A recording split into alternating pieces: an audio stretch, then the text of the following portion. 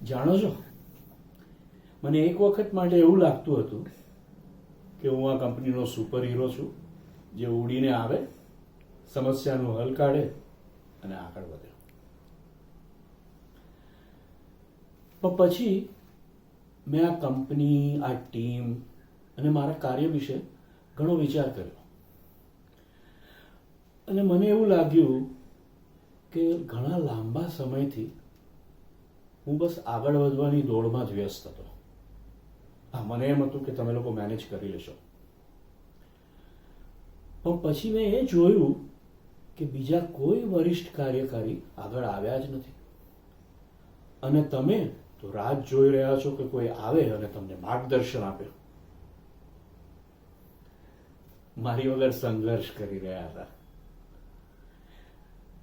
માનો કે અચ્છા, એ માની લેવું સહેલું નથી, ખાસ કરીને જ્યારે મારે આ જહાજનું સુકાન ચલાવવાનું હોય અને હું જ ન હોઉં, એ બી એવા વખતે કે જ્યારે જહાજ રસ્તા પરથી ભટકાઈ ગયું હોય અને હું કેપ્ટન હોવાને બદલે બસ એક ડેસ્ક અને ચેર પર બેસી રહું.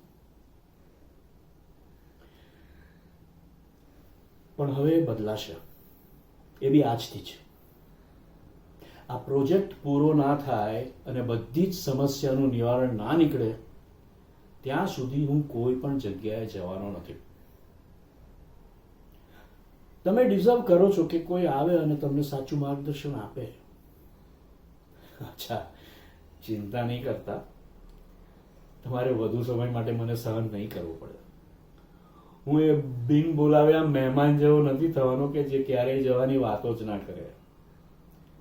હા, પણ હવે આ કામ પૂરું ના થાય ત્યાં સુધી હું તમારા લોકોની સાથે જ છું. અને હકીકત કહું ને તો મારે મારી ઓળખ એવી રીતે નથી રાખવી કે ભાઈ આ માણસ તો કામ અધૂરું છોડીને જ ચાલ્યો ગયો.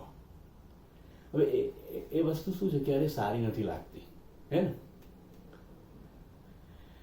તો હવે એક વાત એકદમ પાક્કી ને ચોક્કસ છે કે આ કામ આપણે સાથે જ પૂરું કરીશું અને પછી જ હું નીકળીશ, અને એવી મારી કેપ્ટનની કેપ પહેરીને.